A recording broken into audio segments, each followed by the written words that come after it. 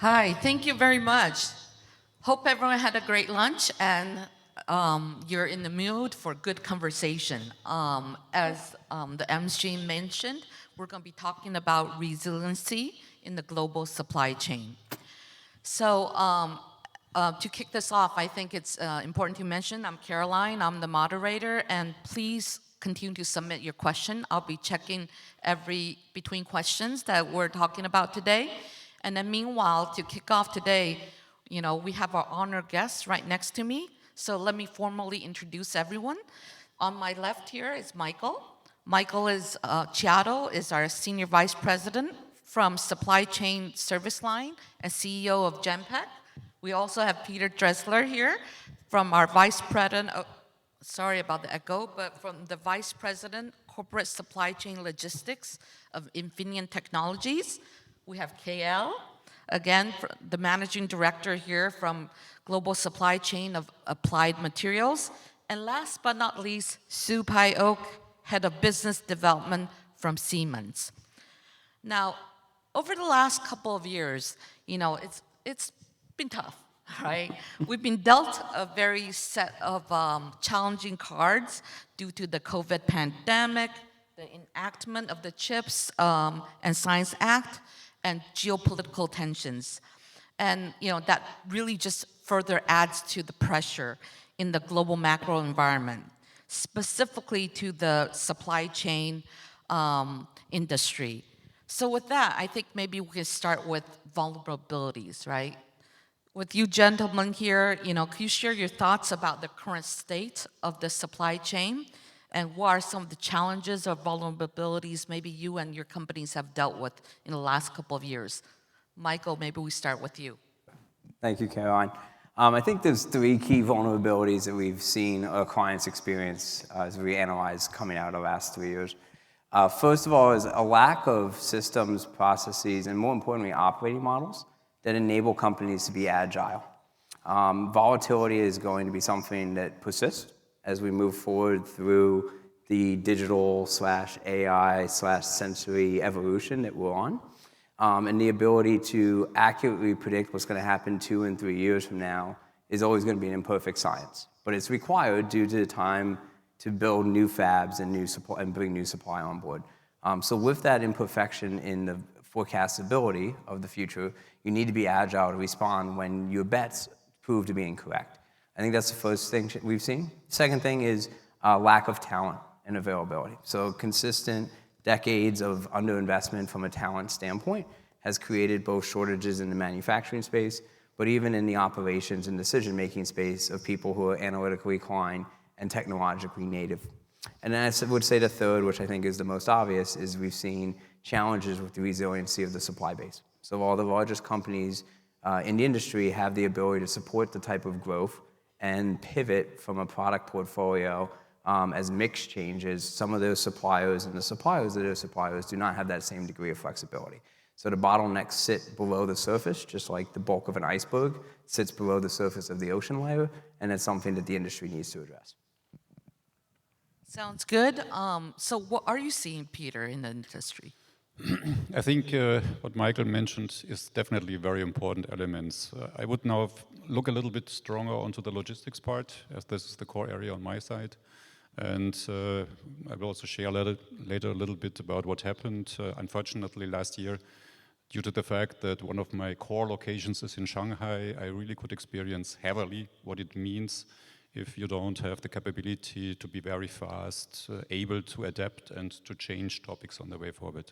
I think that kind of topic is extremely, extremely important in regard to what companies need to do. It is not what we have been doing in the past, that we always try to find the most cost-effective way of doing stuff. It is a way that you can assure whatever is happening, at least in the reasonable kind of scenarios, you're also fast to adapt. Yes, you have to take additional cost, but that you can serve your customer, because otherwise you're out of business. And this is one of the key learnings. And this you can't do alone. This means you have to have partners which make it happen together with you, that you are fast to adapt. And let's share a little bit later what we did when Shanghai happened. That'd be great. KL? Yeah, Your thoughts? what I'm about to say, resonate a little bit with what Mike and Peter has already mentioned. But really, from Applied's perspective, the current state, if you ask, are we still having challenges as previous years, right? I would say that the supply chain challenges has somewhat eased, right? I would say, partly due to the market correction. But I also believe that the supply in itself has already improved, right? I'm sure there are still pockets of challenges from geopolitical as well as climate change. So if the question is that, is our supply chain robust enough to weather all these challenges? Yeah, the answer is definitely no, right? And which is why it is so important for us to build that supply chain resiliencies. Yeah, thank you. What about Sue? What are you seeing? Yeah, what I'm seeing is that, of course, the supply chain problems happened in last year, and in fact, it started in 2021. So it was really a big hit to the market. It's because of lack of visibility of informations, the real demand versus the real supply issues. So there are artificial demands being created just because of some people were just afraid of not getting a supply, they just overbuy. So in fact, I've seen my customers, the shop floor, the clean room become a warehouse. Right? They have stock stack up over there. Somewhat, this situation has improved a lot this year, but who knows when is the next wave. So I think that the industry is waking up to really see digitalizations as one approach to solve the resiliency issue. Thank you so much. So I think we will cover all of those topics today. The volatility, the agility, talent crunch. Those are just some of the questions, including the technology aspect of things that we will touch upon. But given what all of you guys have said, what do you think some of the lessons are learned from the last couple of years? And maybe we could start with, let's start with KL. Sure, thanks, Caroline. So I'm going to touch a little bit on high level because in my speech I'm going to go a little bit more deeper into some of these points, right? But I would say diversification of the supplies is important, right? But obviously, when you talk about diversification, means you need to dual source your supplies, and I think to most of the companies in these industries, right? I'm sure you have hundreds or if not thousands of supplies. You certainly can't dual source every single one of them, right? You can't boil the oceans. So we definitely need some targeted approach, right? Understanding where the hotspots are. That's one. I think the second one is really pertaining to visibility. So I think Pio mentioned a little bit about that, right? So it's getting real-time information, not just from our tier one suppliers, but also, their suppliers as well. There's been many challenges in the past where we see that, it's not so much of our tier one suppliers that are having problems, but it's really, the raw components, the raw materials and IC shortages, right? Just to name a few. And finally, supply relationship, right? I think it is more important than ever that, we are not just having a transactional supplies, but really collaborating and partnering with the suppliers. This being a cyclical industry, there will be good times, there will be bad times, but, we need to collaborate very closely with our partners, right? And in fact, I think, we have got to increase the level of collaborations during the bad times because you need to build that trust with your partners. And we need to be prepared, right, when the market recovers again. Sounds good. Collaboration is the key here. Peter, what are your thoughts in terms of lessons learned? The collaboration topic, I think, is a very, very important one, and the visibility topic is the same. When I look back into what happened in Shanghai at that point, the transparency, where are we, what is happening, where is currently, what kind of shipment, and was a big mess, I really have to say. We are definitely at a different point in the moment. So this was one of the core investments in regard to digitalization, which we have been doing out of that kind of learnings. The collaboration topic together with the partners, and I was talking before with the logistics industry, but it's also true exactly as you say for the production partners. The visibility to go deeper, and sometimes you find you have a second source situation with your direct suppliers. Unfortunately, if you go one level deeper, they are same sourcing from the same kind of supplier, and if that person has a problem, then all your second source is just garbage. So that kind of transparency and this kind of openness, and here we still have to learn to work together because I'm often asked, is collaboration the final solution? Unfortunately, the more you open up also as a company, the more also you get into this power game because then your customers and you have also customers with different kind of market powers, suddenly will also try to leverage out of that. And here I think we need to get better. We need to get better as global industries to make it happen that we also have a chance that that kind of transparency is a value and accepted, but also accepted that you don't kill the others. I love that. I think with everyone in the room today, you know, it really, we can build on each other's transparency. So I encourage everyone to, you know, take use of the networking opportunities here today. We have some questions coming in around technology and the impact of how emerging technologies like AI or IoT or even blockchain for that matter, how do we, how do we leverage that? And what is that impact to our supply chain? And how do we enhance that visibility, traceability, and resilience? So maybe, Michael, over to you. Yeah, sure. So, I mean, building off of Peter's last comments, right, it's one area of technology enablement is mapping multi-tiers of supply base. And that helps, drive cognitive soliciting activities to make sure that your level, your tier 3, tier 4 don't end up actually becoming a bottleneck where you think you have diversification. It also helps identify additional suppliers. So you might find someone who's a great precision fabrication supplier in the aerospace industry, only needs a few tweaks to become qualified in the semiconductor industry, and that's expanding the overall market. So technology enables that type of capability.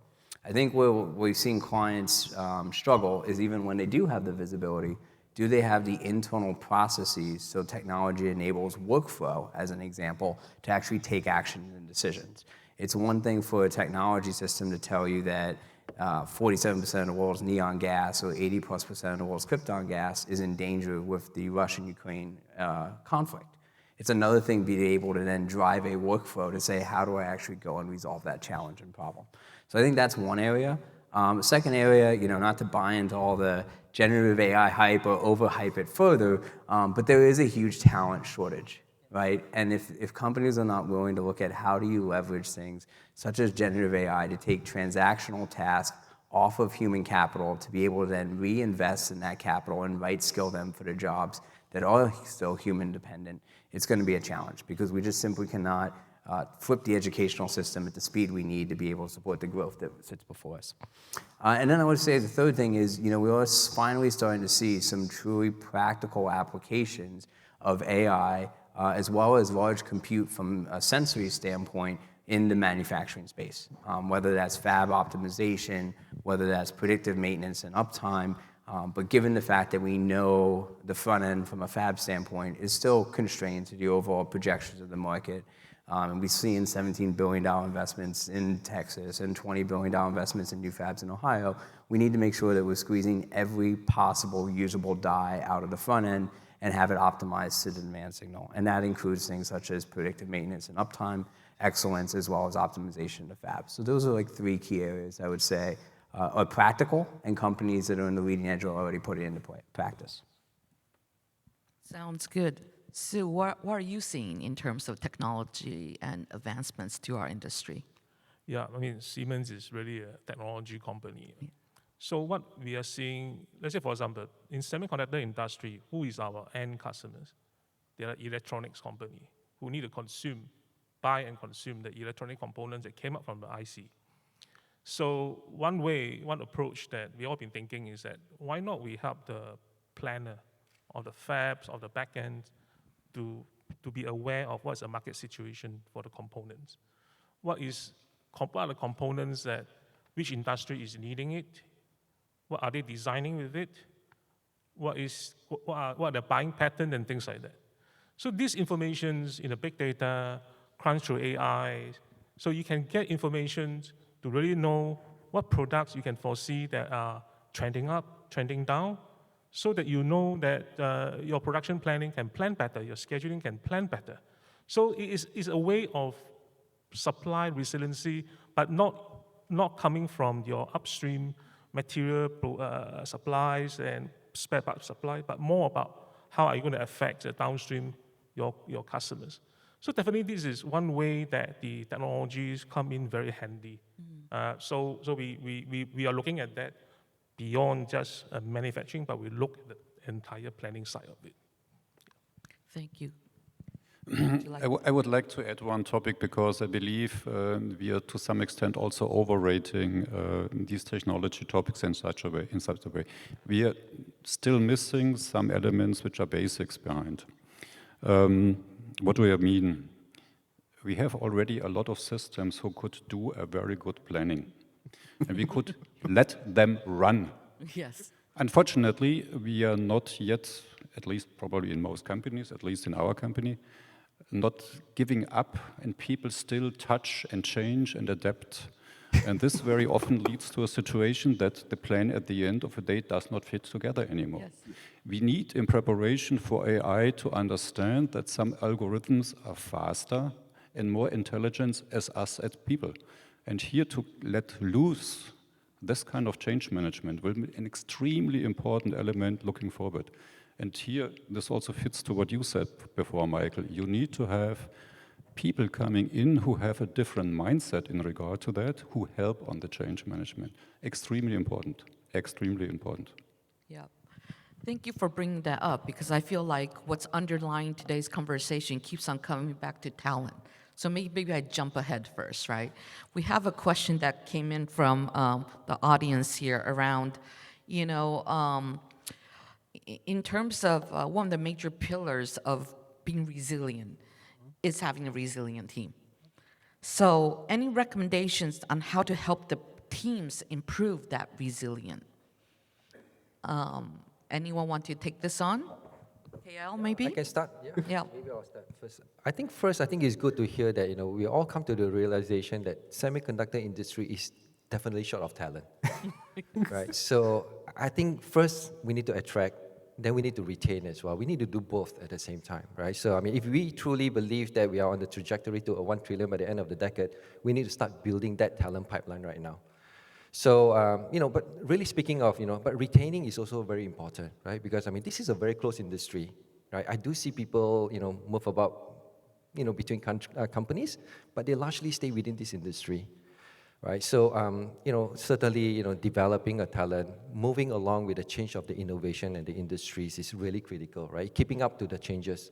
So, in applied materials, we have a lot of tie-ups with the local institution in really developing a tailored kind of programs for the different type of employees that we have in the company, right? So just last year, I mean, we signed off the memorandum of understanding with SIT, Singapore Institute of Technology, to really come up with a customized, both short and long programs, right, that are really aimed at Industry 4.0, such as AI, IoT, right, machine learnings.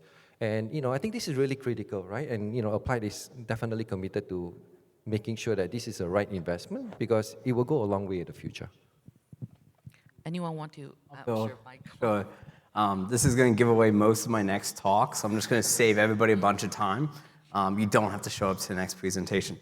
But in a serious note, I would say that there's 3 things when we talk about resilient organizations, right?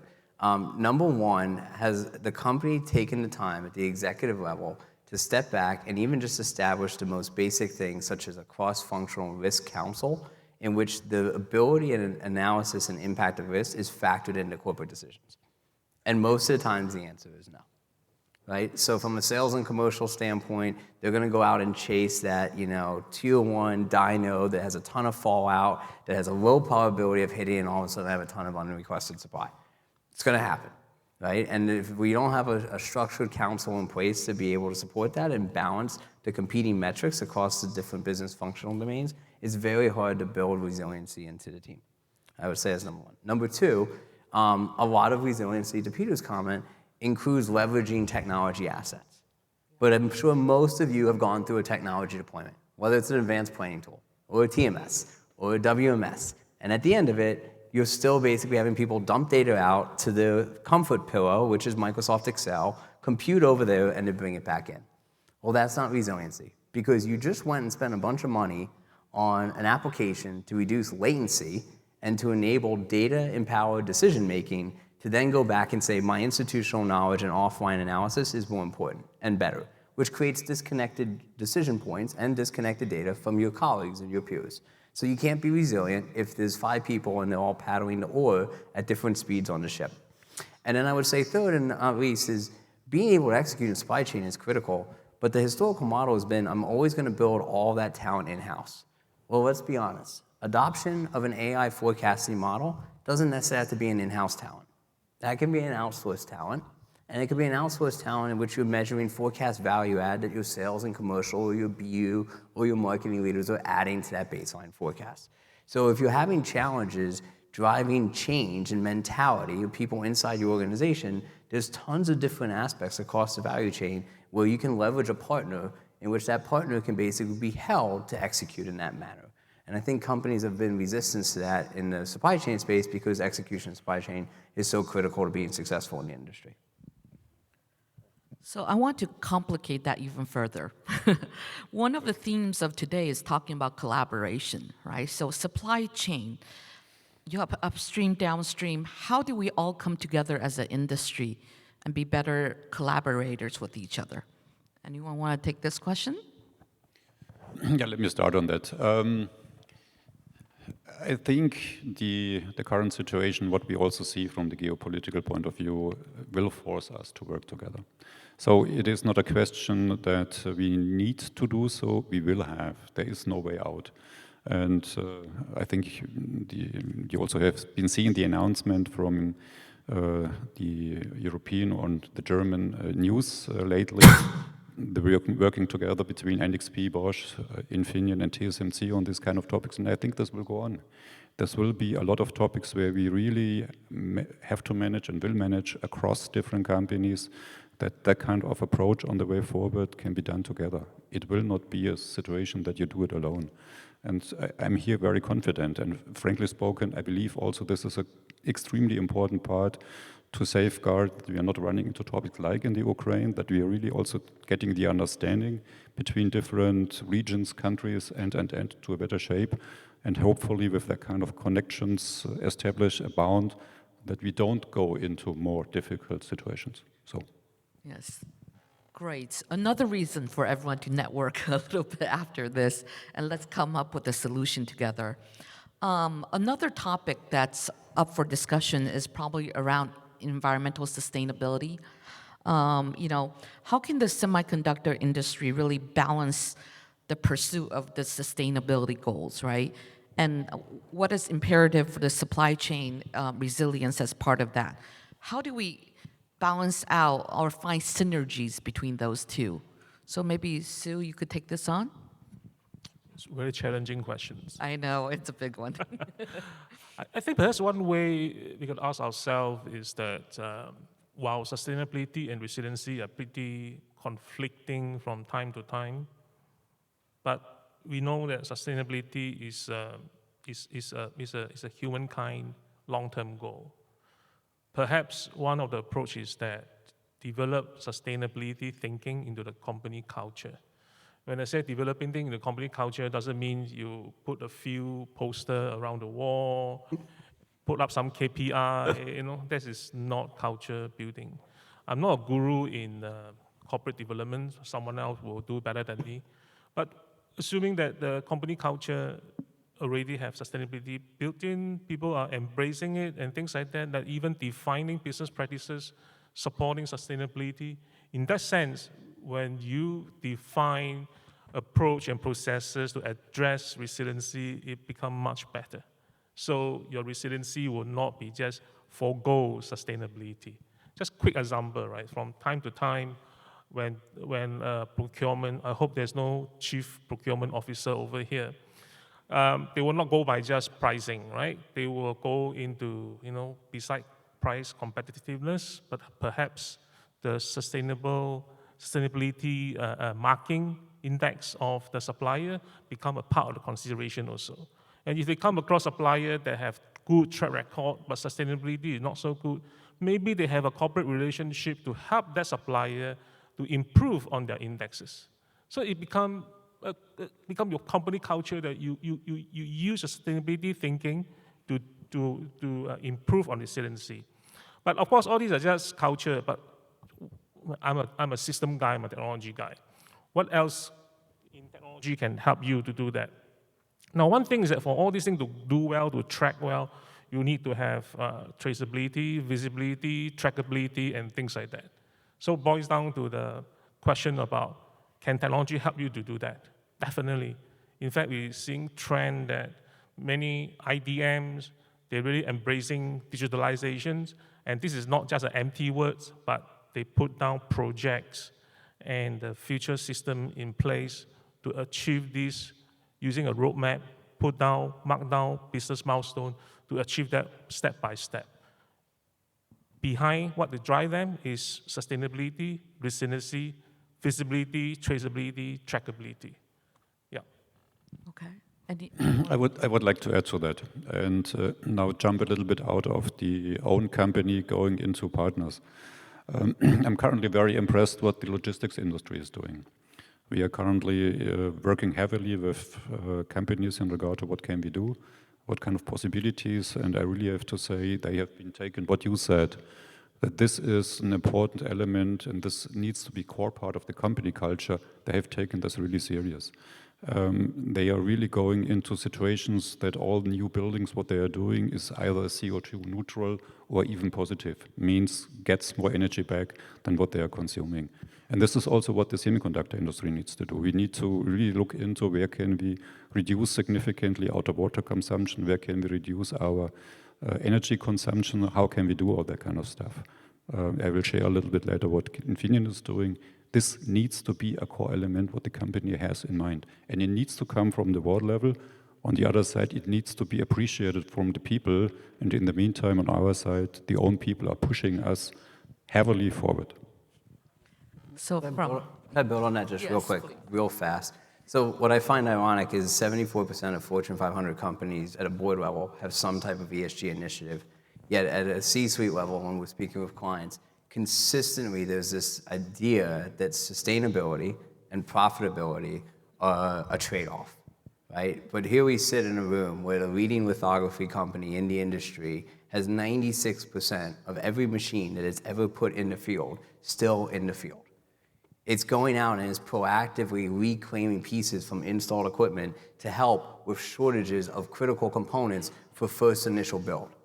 That's a way to drive profitability and sustainability at the same time. So I think until senior leadership starts to think that this isn't a trade-off, right? And my KPIs around earnings per share and stock performance doesn't have to mean that I'm less sustainable, and that sustainability isn't just a nice thing to do on the side because my shareholders want it, we're not going to see a change. Yeah, if I could maybe just add as well. So since, I I mean, love this that. is quite a key point about sustainability, right? So applied materials, I mean, it is a corporate-driven goals, right? From customer point of view, we have this playbook called the PPAC-T. Maybe some of you may have heard, which stands for Power, Performance, Area, Cost, and Time. It's really collaborating with our customers to really drive efficiencies on the product.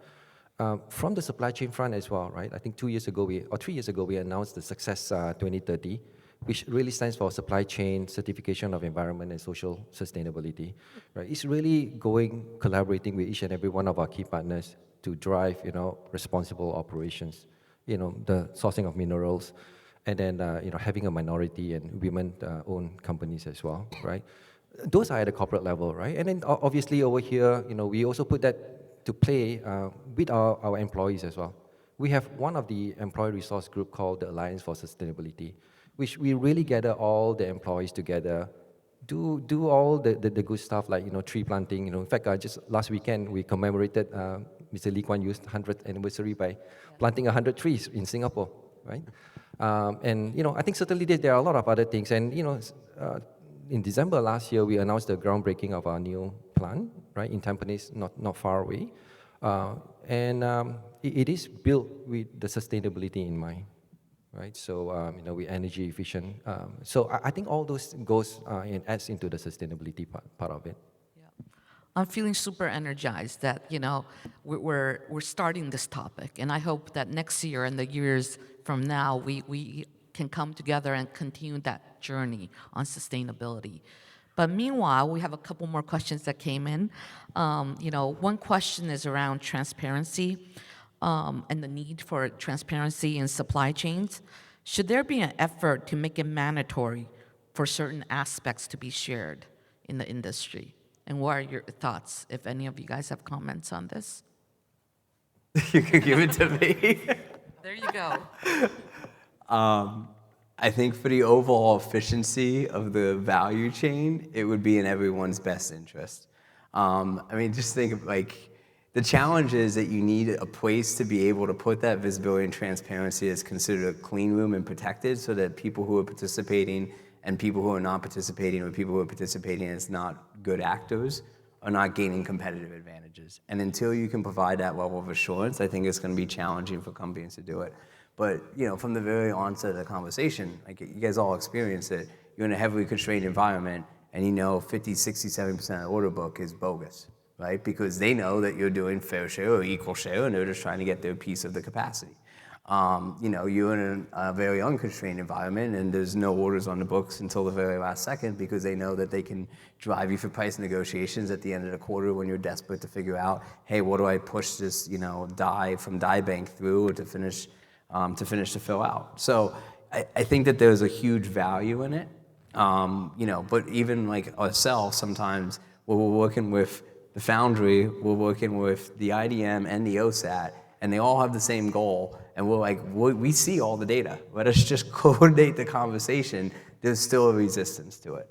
And I think that that's a challenge. And I'm not sure how we solve it immediately, but as soon as we do, the efficiency and the overall optimization of resources to end products would obviously increase.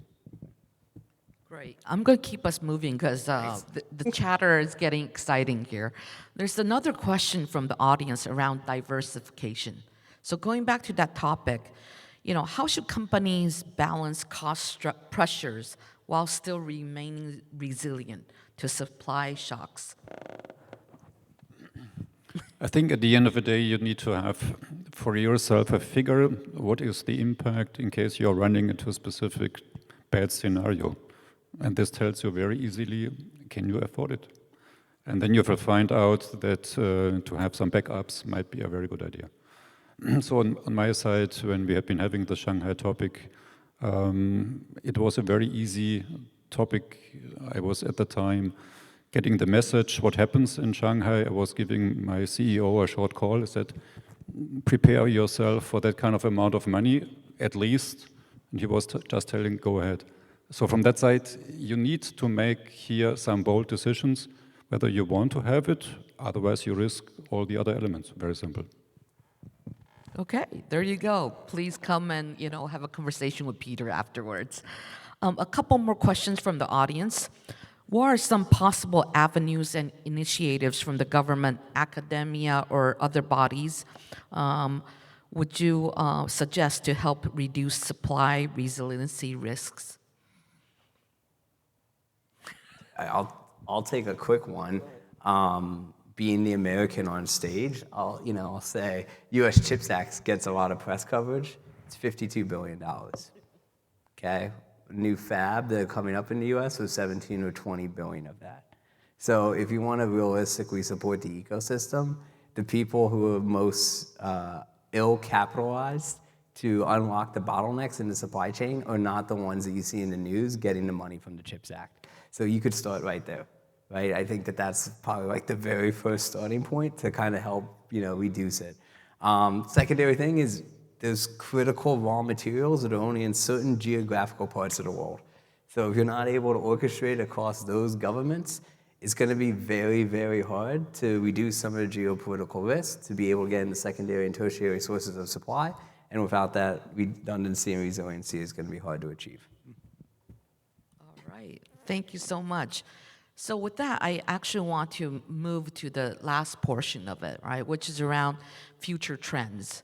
What do you all see as the most significant trend and innovation on the horizon here that will be shaping the supply chain resilience in the coming years? And maybe we could start with Sue. The story just now I mentioned about, well, it's not really a story, it's something happening actually, is that look at the market trending, demand trending of components. We find that more and more of our semiconductor customers are subscribing to this idea because they really want to plan better. So, and using that as a strategy so that they know how to work with the various suppliers to cater for the demand trend. So I see that this is one continuation for the future. Not right now, it's just a handful of IDM is looking into that, but I believe that this is going to be trending up. But what do you do with the data, the informations? How do you use this information to really influence your in-house or your operations and things like that? So there we also see that, again, started by many IDM, they relook into their current systems, which why they always have human as an interface, or in fact, have a human being to operate 10 different systems to achieve their goal. This is not sustainable, okay? And especially when it got getting about, now the IC design more and more complex. So they are looking into making it digitalized, as in not only removing human being in between, but also putting in data-driven decision-making automatically into that. So with this, they make information become transparent, no more roadblock and things like that. And using that, in fact, to attract talents that tell the talent, oh, you join my company, you don't have to manage the messiness over here, right? You are focused on contributing, innovating for the companies. Focus on that. So we see that all this trend is happening, mostly started by the IDM guys. Yeah. It's going to be exciting. We'll keep a look out on data and AI, but KL, what's on your mind in terms of future trends? No, I think definitely, I think going through digitalization is also, like what Pyro mentioned, right? We need to continue to, while talent is important, I think it's also important that, we build the capability internally. From digitalization, transforming the process and the systems as well on how we're collaborating. Because, you can't just rely on system. I think you need to also rely on the talent that you bring in to change the way we work in the future as well. So I think that is definitely something that, we are investing going forward. Sounds good. Peter? My regional head for logistics just moved 6 months ago into the area to connect with the universities, that we get transparent as supply chain also here in the universities. I think we are good in regard to, okay, we are seen as a semiconductor company, but that this means also for a lot of other functions, there could be very interesting positions within Infineon was completely unknown to the students. And this resource topic here to have the vision, it's not only the Googles of the world where you can do a lot of good stuff in regard to developing stuff, but also some other companies might have very good positions to offer. It's for me an extremely important element. Otherwise, I add to what the other ones have been mentioning. Digitalization, digitalization, digitalization. Sounds good. Michael, why don't you wrap it up for us? Well, they took digitalization and talent, so the only thing I would say is, and again, this will help my next conversation get shorter, but transition to ways of working. Through the value chain, there's way too many transactional relationships as opposed to collaborative partnerships in the value chain. And I think as we move forward with the next evolution of digitalization, digital technologies, the sensory generation, that has to change. So I would go back to companies we would do it to get a competitive advantage, or they would be forced to do it to survive, but change their modes of operating from a collaborative standpoint across the extended value chain. Sounds good. There you have it, guys. Thank you for a great panel today. It's a very short session. I encourage everyone to come up and interact, in our networking sessions. And with that, thank you so much, Michael, Peter, KL, and Sue. That will be today for the panel. Thank you so much.